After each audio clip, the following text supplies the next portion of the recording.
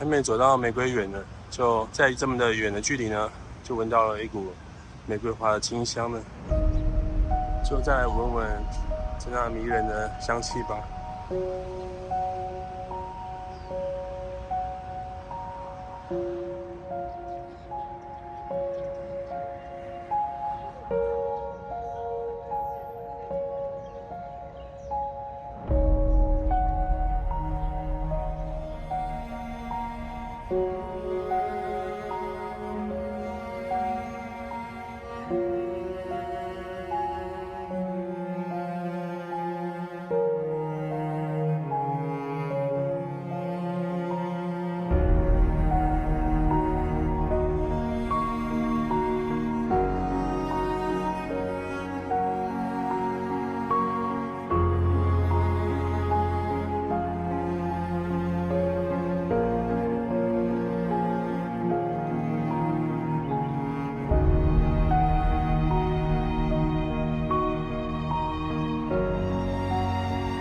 屏幕所见，所有拍摄的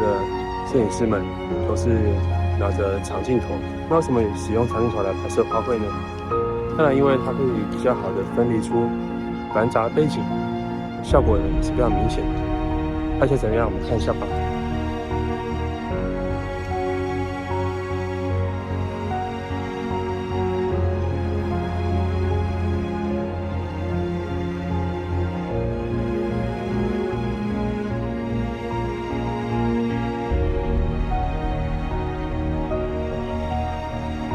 使用广角镜可以涵盖非常广的取景范围，能够让我们看清楚整个场景。可是要凸显其中一个你关心主题的时候，适当的切换焦距。比如说我们现在看到的是广角的范围，但是如果使用长镜头拍摄的时候呢，就可以专注在特定的主题，简化出非常干净的背景。让我们的注意力是放在主题之上哦。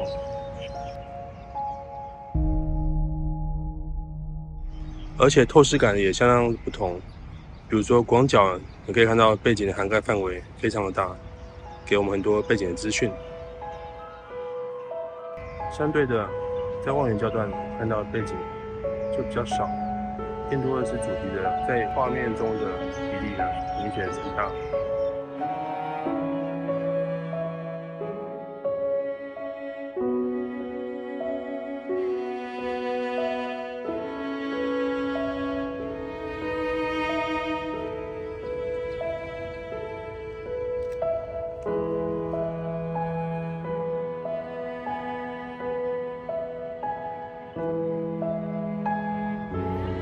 使用像85、f1.2这样镜头呢，就很容易可以在这样的构图取景范围中，极度的将背景简化，将背景 out of focus， 来提取非常 creamy 的 bokeh。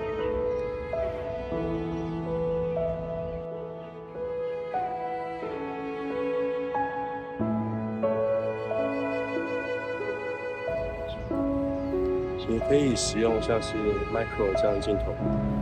在使用 micro 的时候呢，我们可以将物体的细节进一步获得强化，获得更精密的描写，也获得不同的视觉冲击力哦。但是在使用微距拍摄的时候，就比较克服放大率带来的非常明显的晃动感，必须要使用相对应的，比如说使用脚架稳定啊，或是使用手动对焦，才能够确保微距拍摄不会失败哦。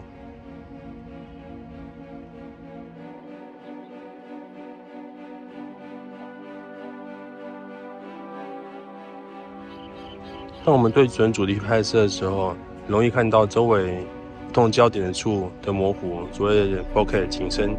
我们要利用的不仅是背景的景深，我们要多多利用前景所产生的虚化前景深，来增加画面的柔和啊，以及它的变化的细节对比的程度哦。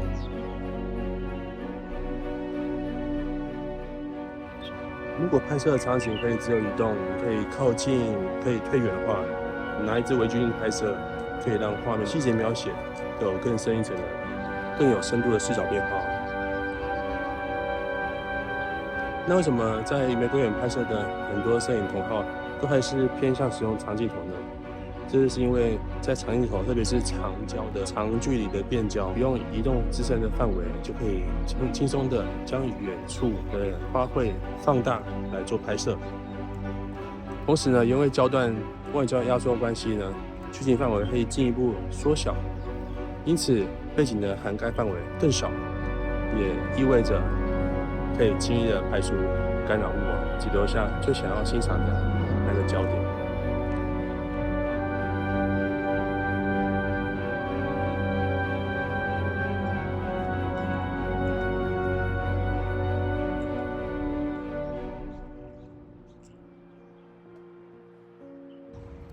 由于望远镜头可以尽情的压缩景深关系，所以在拍摄的时候呢，不仅是单纯寻找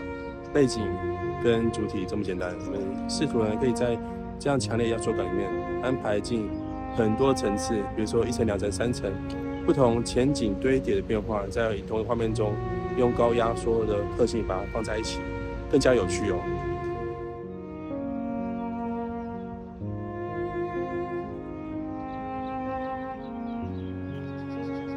不过，即便是单纯的使用望远镜头，把远处的景物放大，就是一件令人兴奋的事情。看到更多双眼看不到的细节 ，amazing。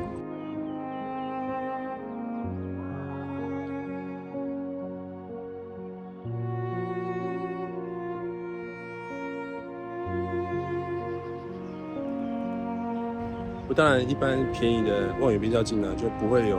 像中长焦、大光圈、定焦那样非常极致的虚化。它会相较于这样的景深 4K 来讲，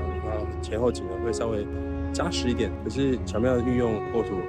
也可以获得令人满意的效果，带来不同的风情。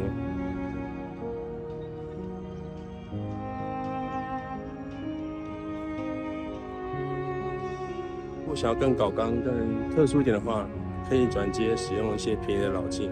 它可以散发出更加不同的风险的特性跟氛围哦。Let's find out。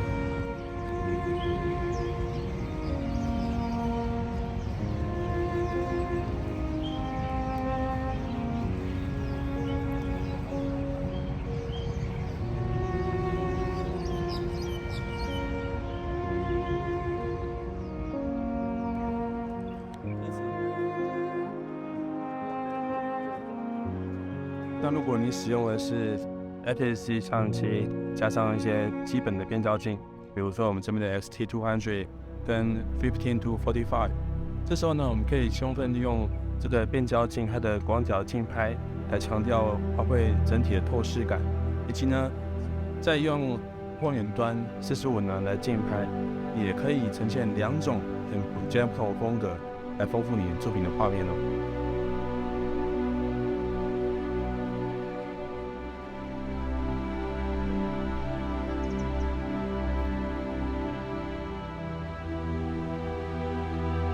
使用手机拍摄上可以更自由地灵活的各种角度的取景，而且呢，别忘记打开各种镜头来尝试各种焦段表现力。同时呢，我们可以使用它的人像模式，轻易的获取非常 premium 的 bokeh 哦。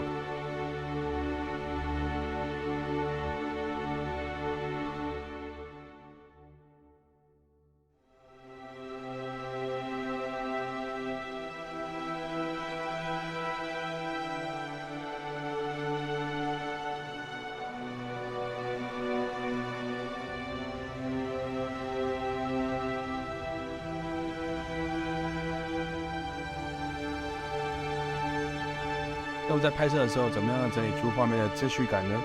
其实也非常的简单，就是我们必须要在画面中找到比例分布。比如说，你的主题是红色的，但它衬托的背景是绿色的，那红与绿之间的比例分配，就是能够决定这张作品能够清晰的被阅读与否。那种以颜色比例分配、色块分配，在这样花卉摄影中呢，是可以让你的作品能够脱颖而出的关键之一哦。